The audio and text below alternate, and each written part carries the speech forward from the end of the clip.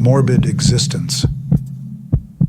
Every January, a solemn congregation of families and friends gather at a desolate, abandoned corner of Cape Canaveral, marking a somber tradition that carries the weight of history. In this barren expanse, where nature has wrestled with human creations, they come together with a sense of profound reverence and collective remembrance. Bearing bright winter blooms as offerings, they place these vibrant tokens beside a stark monument, an imposing structure crafted from concrete and steel. It stands as a sentinel, a silent guardian, and a testament to one of the most heartbreaking chapters in America's space exploration saga. Over time, this monolithic structure has not merely succumbed to the relentless embrace of Florida's salty air. It has been engulfed by wild weeds and pepper trees, transforming it into a relic of the past. Clinging tenaciously to one of its rusting limbs is a faded yet enduring notice, a poignant reminder of its fate: abandon in place. In the midst of this desolate setting, 3 granite benches hold vigil, each one inscribed with words that resonate deeply with the assembled mourners. These benches, while inanimate, serve as timeless conduits of remembrance, etched with phrases that communicate far more than the cold stone suggests. One such bench carries the laconic yet weighty inscription, Launch Complex 34, Friday, January 27, 1967, 1831 hours. These numbers, forever carved in stone, serve as a stark reminder of a specific moment in time, a date and hour that continue to echo through history.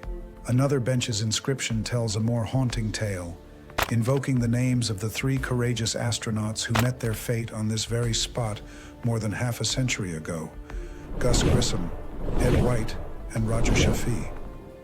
These names, marked in granite, convey a solemn sense of individuality, honoring these 3 pilots who ventured into the unknown and paid the ultimate price.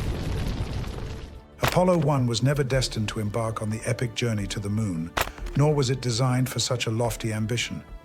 The spacecraft, referred to as Block 1, stood as a humble prototype, its purpose confined to rigorous Earth orbital testing. Within its metallic confines, it lacked the intricate navigation systems and docking mechanisms that would ultimately be required for lunar exploration, a distinction reserved for the more sophisticated Block 2 spacecraft. However, as the Apollo astronauts prepared to confront the vast expanse of space, they harbored reservations that ran deep, rooted in a profound distrust of Block 1's design. This humble vessel, plagued by numerous flaws, bore the burden of faulty wiring, problematic software, leaky valves, and a multitude of unresolved technical issues. It stood as an embodiment of the complexity and danger that lurked beneath the surface of the grand endeavor known as the Apollo program. Amidst these challenges, prime contractor North American Aviation faced mounting criticism as its workmanship and safety standards came under scrutiny. Astronaut Tom Stafford, in his memoir, We Have Captured, offered a cynical perspective, characterizing North America as a slick, big-time bunch of Washington operators. In his comparison to the more modest McDonnell, the company responsible for NASA's earlier Gemini spacecraft, Stafford underscored a profound shift in scale and approach that had taken place within the aerospace industry. McDonnell had been a company where astronauts could have direct conversations with James McDonnell himself, the firm's founder, a sharp contrast to the faceless corporate entity that North America had become. Yet, while North America grappled with criticism, it confronted its own set of unique challenges. Foremost among them was NASA's insistence that the Apollo spacecraft operate within a pure oxygen environment. This choice, although technically less complex than creating an oxygen-nitrogen mix akin to Earth's, carried an inherent risk. Within the spacecraft, any ignition would result in a fiery, explosive burn, a perilous compromise that had been made in the pursuit of scientific progress. As the year 1967 unfolded, the Apollo 1 crew prepared for their mission, poised to embark on a journey that was never intended to reach the moon. Commander Gus Grissom, renowned as America's second man in space, was joined by senior pilot Ed White, the nation's very first spacewalker. Completing this intrepid trio was pilot Roger Chaffee, an energetic rookie whose enthusiasm held the promise of new horizons. The crew's mission was clear: to pilot a 15-story Saturn IB rocket into Earth's orbit in late February, embarking on a 2-week expedition dedicated to the meticulous testing of Apollo's complex systems. Yet despite the noble purpose of this mission, Gus Grissom's faith in the spacecraft he was about to command remained tenuous at best. In his eyes, this vessel, marked by a lack of discipline in its design, represented a disconcerting amalgamation of imperfections and safety hazards. It was a vessel he had come to distrust deeply, and his sentiments were shared by his fellow astronauts. Even before their fateful mission, the Apollo 1 crew offered a candid glimpse into their apprehensions. In a satirical photograph that would come to symbolize their collective unease, they were captured with heads bowed in mock prayer, seeking divine intervention amidst the uncertainty that loomed over them. Grissom's outlook was quantified in his sobering response to an inquiry about the key to Apollo 1's success. With a chilling pragmatism that resonated with the weight of impending doom, he responded, "Getting us back alive." This response, devoid of the usual bravado associated with space exploration, conveyed the crew's stark understanding of the inherent risks they faced. The night of January 27, 1967, marked a pivotal moment in the crew's journey, a night charged with tension and uncertainty. Clad in their spacesuits, the Apollo 1 crew ascended into the spacecraft, which rested atop the towering Saturn IB rocket, an imposing behemoth that would carry them toward their destiny. As the hatch was sealed and the protective cover secured over the rocket, the atmosphere within the spacecraft transitioned to pure oxygen. It was an essential step in the pre-launch procedures, an action that would prepare the astronauts for the challenging environment they would soon encounter. However, this transition to pure oxygen foreshadowed the perilous nature of the mission, as it held within it the potential for catastrophic consequences. Within the confines of the spacecraft, the presence of the inward opening hatch added a layer of complexity and danger. While this design ensured that cabin pressure would tightly seal the hatch during the voyage, it also posed a significant challenge during ground operations. In simulations, even Ed White, who epitomized physical fitness, struggled for 2 agonizing minutes to pry the hatch open. This seemingly straightforward task became a harrowing ordeal when performed under the pull of Earth's gravity, offering a glimpse into the treacherous conditions that awaited them in the vacuum of space. As the test proceeded, it became evident that it was destined to be fraught with difficulties from the outset. A high oxygen flow indicator repeatedly triggered alarms within the spacecraft, disrupting the crew's delicate preparations. Communication between Gus Grissom inside Apollo 1 and astronaut Stu Roosa, stationed in the nearby blockhouse, experienced intermittent disruptions, further amplifying tensions. Grissom's frustration boiled over at one point as he vented his anguish in a blistering exclamation. "How are we going to get to the moon if we can't talk between 2 or 3 buildings?" he lamented, his words carrying the weight of mounting frustration and anxiety.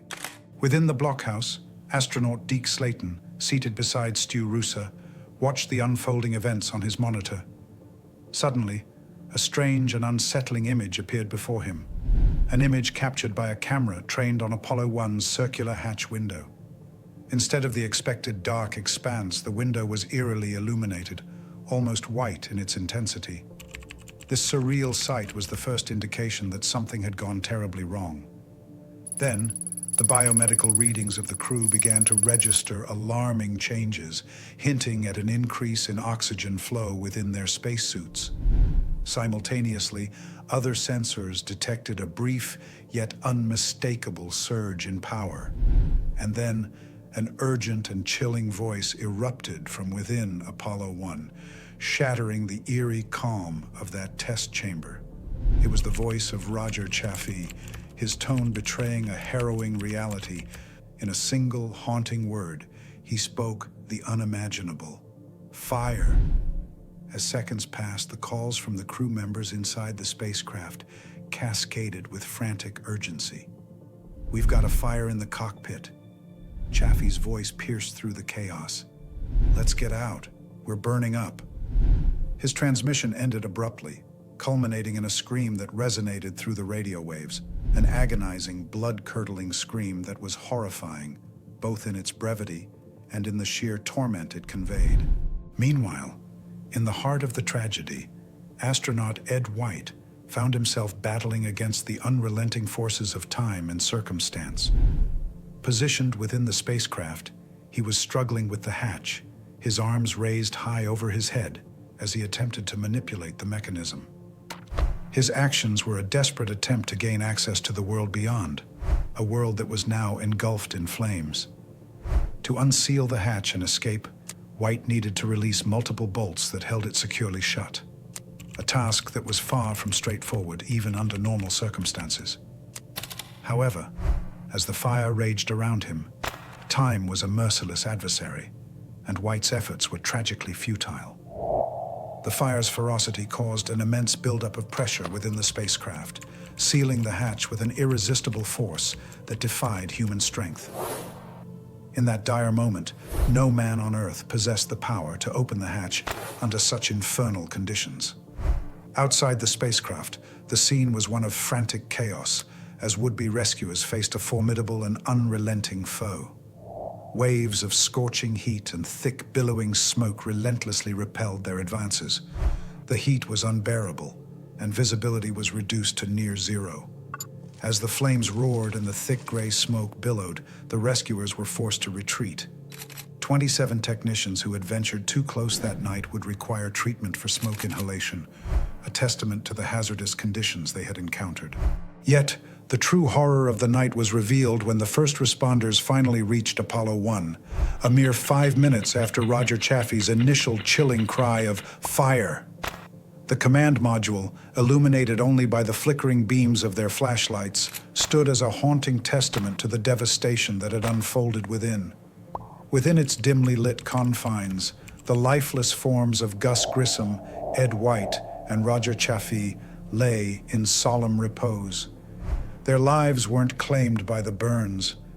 Instead, they had succumbed to the insidious grasp of asphyxiation, a cruel fate that had befallen them within the inescapable inferno. The subsequent investigation into the tragedy painted a grim picture of the events that had unfolded that fateful night. The fire, it was determined, had likely ignited beneath Gus Grissom's left footrest in the vicinity of frayed or unprotected wires. Fueled by the pure oxygen environment that permeated the spacecraft, and with the presence of flammable materials such as Velcro pads, nylon nets, and polyurethane panels, the inferno had taken hold with ruthless intensity. In the pressurized cabin, exposed to the volatile mixture of pure oxygen, even a simple cigarette would have been reduced to ashes within a matter of seconds. As it had been predicted, the catastrophic event, forever stamped in history as the fire, cast a long and chilling shadow over the Apollo program. The blame was swiftly apportioned to North American aviation for its substandard workmanship and to NASA for its lackluster oversight. The two entities found themselves subjected to scathing criticism, not only from the media and the public, but also from lawmakers. The nation watched as fingers pointed in every direction, seeking accountability for a tragedy that had shaken the foundations of America's lunar goals. In the wake of the disaster, a period of profound introspection and transformation began. The Apollo program, once marred by tragedy, underwent a rebirth. The spacecraft's cabin was pressurized with a safer 60-40 oxygen-nitrogen mixture, eliminating the extreme fire risk associated with pure oxygen. Flammable materials were meticulously removed, and a new single-piece hatch was installed, a hatch that could be swiftly opened in seconds with a simple push, a stark departure from the cumbersome design that had plagued the Block 1 spacecraft. Throughout the vessel, aluminum plumbing was replaced with stainless steel, coolant pipes were fortified with high-strength epoxy, and wire bundles were encased in protective metal shielding. Nylon, a material prone to combustion, was replaced with fire-retardant Teflon, and the presence of paper was minimized to reduce potential hazards. Astronauts were even prohibited from bringing books, magazines, or any paper-based forms of entertainment, a stark testament to the rigorous safety measures that were enforced. The tragedy of Apollo 1, often referred to simply as the fire, remains one of the darkest moments in America's history of space exploration. It was a harrowing lesson, one that underscored the perils of go fever and the consequences of prioritizing schedules and finances over safety. This painful lesson would resurface in subsequent space disasters, including the Challenger tragedy in 1986 and the Columbia disaster in 2003. Yet, amid the heartache and despair, a glimmer of optimism can be salvaged from the ashes.